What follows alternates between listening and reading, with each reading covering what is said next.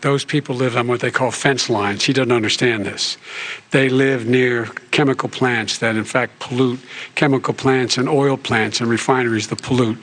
I used to live near that when I was growing up in Claymont, Delaware.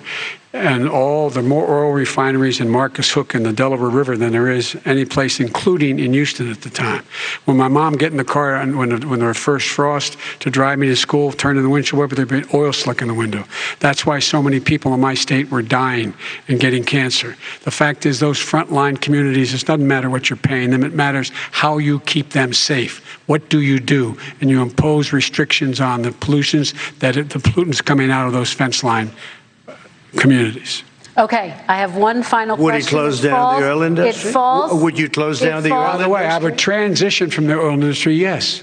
Oh, I would that's transition. a big statement. It is a big statement. That's a because big statement. I would stop. Why would you do that? Because the oil industry pollutes significantly. I see. And here's the deal. But that's you a can't big do statement. That. Well, if you let me finish the statement, because it has to be replaced by renewable energy over time.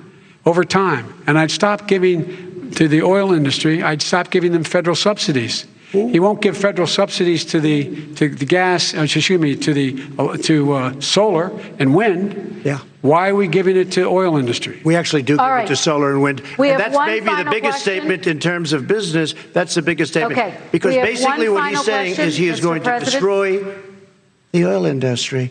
Okay. Will you remember that, Texas? Will you remember that, Pennsylvania, Oklahoma? Vice President Biden, let me give you 10 seconds to respond, Ohio. And then I have to get to the